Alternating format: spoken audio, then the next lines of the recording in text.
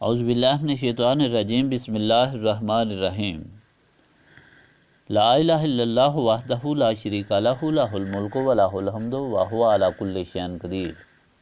اللہم صلی علی سیدنا محمد وعلی آلہ وصحابہ صلاۃ تکون لنا امان من کل خوف۔ بیان عرس مبارک مورخہ 11 نومبر 1973۔ بسم اللہ الرحمن الرحیم فنعم المولا ونعم النصیر رب اشرح لی صدری ویسر لی امری واحلل عقدۃ من لسانی یفقہوا قولی اللہم صلی علی سیدنا محمد وعلی آل سیدنا محمد وعلی اصحابہ وعلی ازواجہ اجمعین وبارک وسلم وصلی علیہ۔ الحمدللہ، ساری تعریفیں اس مالک کون و مکان کی ہیں جس نے ساری کائنات کو پیدا فرمایا اور کائنات کو وہ سردار عطا فرمایا کہ جس کو رحمت للعالمین صلی اللہ علیہ وآلہ وسلم کے لقب سے نوازا۔ یہ مالک اور خالق کا کرم اور فضل ہے کہ اس نے انسان کو اشرف المخلوقات کا درجہ عطا فرمایا اور ساری کائنات کو انسان کے رام کے لیے پیدا فرمایا۔ انسان کو اس کائنات سے فائدہ اٹھانے کے لیے عقل عطا فرمائی اور اپنے پیارے محبوب صلی اللہ علیہ وآلہ وسلم کا وسیلہ عطا فرمایا۔ لاکھ لاکھ شکر ہے کہ مالک کی ان لامتناہی کرم فرمائیوں کا اور لاکھوں اور کروڑوں درود اس ذات پاک صلی اللہ علیہ وآلہ وسلم پر کہ جن کا وسیلہ اور جن کا ذریعہ محض سے لے کر لحد تک اور لحد سے لے کر حشر تک کام آئے گا۔ برادران طریقت، خداوند تعالیٰ نے بنی نوع انسان کو جب بنایا تو اسے بے شک اشرف المخلوق کا درجہ عطا فرمایا، بے شک سارے جہانوں کے خزانے اس کے لیے مختص فرمائے اور بے شک اسے محبوب العالمین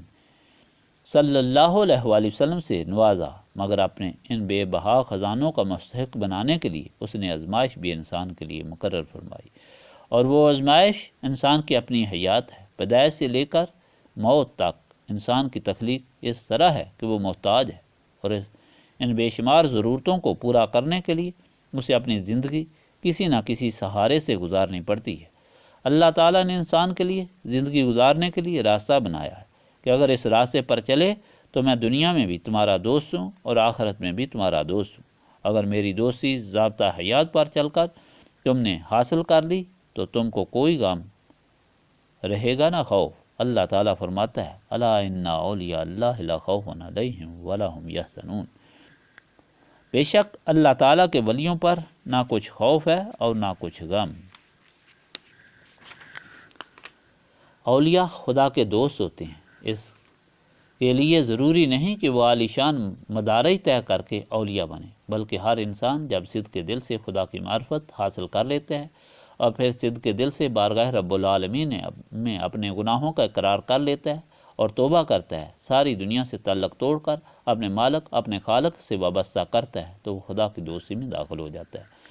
اور خدا کی امان میں داخل ہو جاتا ہے۔ اس تعلق اور وابستگی میں پختگی اور عمل پہم سے یقیناً اس کے مدارج طے ہوتے ہیں۔ برادران طریقت، چونکہ یہ زندگی انسان پر آزمائش ہے، الذی خلق الموت والحیات لیبلوکم ایکم احسن عملا، خداوند قدوس نے یہ زندگی اس لیے بنائی کہ وہ آزمائے کہ تم میں کون اچھے عمل کرتا ہے۔ اس لیے انسان کو یہ زندگی گزارتے ہوئے خدا کے بتائے ہوئے ضابطہ حیات کے تحت بہت سے دشوار مرحلوں سے گزرنا پڑتا ہے۔ زندگی کا سب سے پہلا اور مشکل مرحلہ تو نفس امارہ کی اصلاح ہے، اس کی خواہشات سے چھٹکارا ہے۔ نفس امارہ وہ چیز ہے جو انسان کی پاکیزہ اور اخلاقی خواہشات سے برسر پیکار رہتا ہے اور ہر وقت دنیا کی طرف متوجہ کرتا ہے۔ اس سے مقابلہ جہاد اکبر ہے، کیونکہ یہ مقابلہ انتہائی مشکل ہے۔ سرور کائنات صلی اللہ علیہ وآلہ وسلم نے جب مکہ فتح ہونے کے بعد آخری ارشاد فرمایا تو فرمایا کہ لوگو، اب میں تم کو جہاد اصغر سے جہاد اکبر کی طرف موڑتا ہوں۔ کفار سے جہاد اصغر تھا، جو کہ ایک چھوٹی لڑائی تھی، یعنی مرنا یا مارنا، کیونکہ دشمن تمہارے سامنے ہوتا ہے، مگر اب تم بیرونی لڑائی سے فارغ ہو کر اندرونی لڑائی میں داخل ہو، اور یہ لڑائی زیادہ مشکل ہے کیونکہ نفس کے ساتھ یہ دشمن تمہارے اندر چھپا ہوا ہے، اس کے ساتھ مقابلہ زیادہ دشوار ہے۔ انسان کی اصلاح اور فلاح کے لیے مالک یوم الدین نے جہاں اس کو محتاج بنایا ہے، پھر دنیاوی ضرورتوں کا انتظام بھی فرمایا ہے، وہاں نفس امارہ سے آزادی کے لیے بھی انتظام فرمایا۔ 1,24,000 پیغمبر علیہ السلام اور آسمانی کتابیں اور صحیفے، اور آخر میں جامع کتاب قرآن مجید اور حضور پاک صلی اللہ علیہ وآلہ وسلم اس نفس ہمارا کی بیماری کا علاج ہے۔ جب انسان اس حقیقت کو دل سے تسلیم کر کے عمل پیرا ہو، دنیا کا ہر انسان خصوصاً مسلمان سمجھتا ہے کہ مجھے اللہ تعالیٰ نے بنایا ہے، میری جان اسی کے قبضے میں ہے، مجھے جو کچھ بھی ملا ہے اسی نے دیا ہے، جب وہ چاہے میری جان لے سکتا ہے، وہ سارا سرمایہ حیات لے سکتا ہے، جس کو حاصل کرنے کے لیے میں اپنے اسی مالک کی طرف سے غفلت برتتا رہا ہوں۔ پھر بھی انسان کی کمزوری سمجھیں یا خود اس کی مرضی کہ وہ اپنی کوتاہیوں سے باز نہیں آتا، اور ان کے لیے نفس اور شیطان کی مدد سے جواز نکال کر اپنے عمل کو جائز ثابت کرتا ہے۔ اس دنیا سے سب کچھ یہاں چھوڑ کر جانا ہے۔ مثال کے طور پر جب بھی جہاد کی طرف بلایا جائے، اس کے دل کا یہ خیال کہ بھائی ابھی کیا ضرورت ہے، اور بہت لوگ ہیں، ہم بھی حاضر ہو جائیں گے، ابھی وقت ہے۔ نماز کی طرف بلایا جائے تو کہے بھائی کیا کریں، یہ زندگی بھی تو گزارنی ہے، بال بچے ہیں، اگر دنیا کا دھندا نہ کریں تو ان کو کون پالے گا، پڑھ لیں گے، خدا معاف کرے گا۔ جب راہ خدا میں خرچ کا موقع آئے تو بھائی یہ بچے بھی تو ہیں، فرائض ہیں اللہ تعالیٰ کی طرف سے، یہ بھی خدا کی مخلوق ہے، ان کے بھی حقوق ہیں۔ یاد رکھو یہ سب بہانے ہیں نفس مارا کے، جس کے جب برے احکام پر انسان قابو پاتا ہے، جو اسے ان گمراہ کن خیالات سے غافل رکھتا ہے، ورنہ اگر یہ معاملہ انسان کو خود درپیش نہ ہو تو کون اندھا ہے جو یہ نہ سمجھے کہ سب سے پہلے حق خدا کا ہے، اپنی جان ہے یا والدین ہیں یا اولاد ہے، ان کے حقوق اس لیے ہیں کہ خدا کا حکم ہے، مگر جہاں خدا کا معاملہ ہے وہاں سب سے پہلے خدائی حق کو پورا کرنا انسانیت ہے۔ انسان خود کیا کر سکتا ہے؟ وہی خدا اگر صرف آنکھوں کی روشنی ہی لے لے یا دماغی قوت جو اس نے اپنے فضل سے عطا فرمائی ہے سلب کر دے، تو نہ تو عظیم کارخانے چلیں گے اور نہ کوئی سائنسی کارنامہ کر سکے گا، اور نہ ہی اپنی اعلیٰ پوزیشن کو برقرار رکھ سکے گا۔ وہی والدین، وہی اولاد اور وہی زمانے کے لوگ جو سیٹھ صاحب، ذمہ دار صاحب اور بہت بڑا صاحب کہہ کر سلام کرتے ہیں، اسے معاشرے پر ایک بوجھ سمجھنے لگیں گے۔ وہی دولت کہ جسے انسان قیمتی سمجھ کر پائی پائی جمع کرتا ہے، اگر ساری خدا لے لے جس کو ہر طریقے سے وہ بناتا ہے،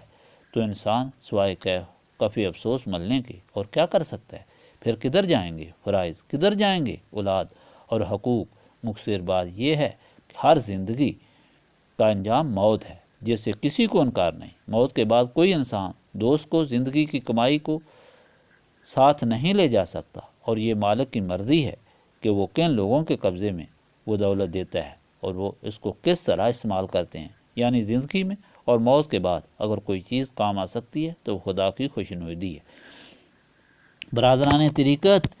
اس ایک اصول کو یاد رکھنا چاہیے کہ ہمیشہ سب سے مقدم خدا کی رضا کو رکھیں۔ میرے اس سب کچھ کہنے کا مطلب یہ ہے کہ آپ سب لوگ جو ہمارے ساتھ تعلق رکھتے ہیں اس سلسلہ نسبت رسولی صلی اللہ علیہ وآلہ وسلم میں داخل ہیں، صرف خدا کی رضا کے لیے اس سلسلے میں داخل ہوئے ہیں۔ لیکن جس طرح کہ میں نے بتایا ہے کہ انسان محض سے لے کر لحد تک ضرورت مند ہے اور محتاج ہے، اسے اپنی ضروریات پوری کرنے کے لیے زندگی میں تگ و دو کرنی پڑتی ہے۔ آپ ضرور کریں، دنیا میں ایک اعلیٰ انسان بن کر اپنے آپ کو ثابت کریں، اپنی جان کی خوب خدمت کریں کہ اس کا بھی حق ہے، والدین کی خدمت بھی اس طرح کریں کہ جس طرح اللہ تعالیٰ کا حکم ہے۔ اولاد کو مخلوق سمجھ کر اس کی پرورش کریں کہ جو اعلیٰ سے اعلیٰ اپنے بس میں ہو، لیکن سب معاملات کو اچھے طریقے سے سمجھیں کہ یہ دنیا کی زندگی تک محدود ہے اور اس کے اثرات آئندہ زندگی پر بھی پڑیں گے۔ جو چیز مقصد تخلیق انسانیت ہے وہ صرف رضا الہی ہے۔ ان سب معاملات میں اس چیز کو ہاتھ سے نہ جانے دیں۔ جہاں خدا کے حق کا سوال ہو وہاں اولاد، جان، ماں باپ اور سرمایہ حیات کو بلا چون چراں قربان کر دینا اپنا نصب العین سمجھیں، تب جا کر آپ کا صحیح تعلق خدا سے ہوگا اور یہ نسبت رسولی صلی اللہ علیہ وآلہ وسلم کی دولت آپ کو حاصل ہوگی۔ جب تک آپ کے دل میں دوسری چیز سے نسبت ہو تو رسولی نسبت صلی اللہ علیہ وآلہ وسلم اس دل میں کس طرح ہوگی؟ یاد رکھو کہ مولا کریم کا حکم ہے کہ گزری ہوئی بات سے عبرت حاصل کرو۔ اس لیے حکم ہے کہ دنیا میں پھر کر دیکھو، جنہوں نے خدا کو سب کچھ سمجھا، خدا کے لیے سب کچھ قربان کیا، ان کا انجام کیا ہوا، اور جو دنیا کو اپنا خدا سمجھتے رہے اور اپنی نسل کو سمجھتے رہے، ساری زندگی اپنی اور اپنی اولاد کے انتظام میں گزاری، ان کا انجام کیا ہوا؟ انجام انہی کا نیک ہوا، انہی کی زندگی، انہی کی اولاد کی زندگی دنیا اور آخرت میں کمال ہوئی کہ جنہوں نے سب سے افضل اللہ تعالیٰ کی رضا، اللہ تعالیٰ کی یاد کو سمجھا۔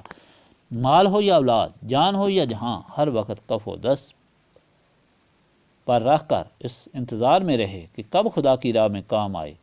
نہ فرعون رہا، نہ فرعون کی اولاد، نہ نمرود کی بادشاہی، نہ قارون کا خزانہ، اگر دنیا میں رہی تو محمد صلی اللہ علیہ وآلہ وسلم کے غلاموں کی یاد رہی۔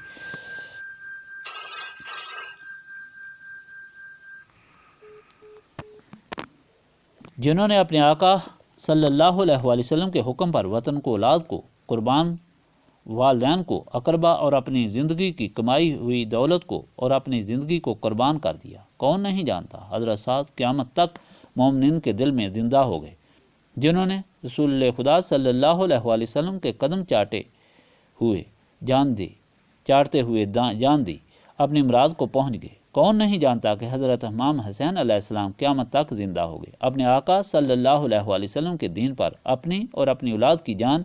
اور عزت قربان کر کے، کون نہیں جانتا کہ سیدنا حضرت ابوبکر صدیق اپنی ساری دولت اپنے محبوب صلی اللہ علیہ وآلہ وسلم، اپنے آقا صلی اللہ علیہ وآلہ وسلم کے قدموں پر نشاور کر کے سارے مسلمانوں کے ساری عمر کے لیے دلوں کے سردار بن گئے۔ برادران طریقت، یہ سلسلہ نسبت رسولی موڑا شریف میں آج ایک صدی پرانا ہو گیا ہے۔ یہ دونوں حضرت خواجہ محمد قاسم اور حضرت پیر نذیر احمد رحمۃ اللہ علیہ وہ ہستی ہیں جو مال و دولت اور دنیا کے سارے آرام ٹھکرا کر اپنی ان قبروں میں زندہ اس لیے ہوئے کہ خدا کی خوشنودی حاصل کریں۔ اللہ تعالیٰ نے ان کو دولت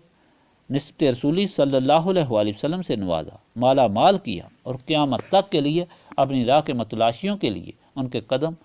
منزل مراد بنا دیے اور ان کے ناموں کو قیامت تک کے لیے زندہ تابندہ کر دیا۔ برادران طریقت، میرے عرض کرنے کا مقصد یہ ہے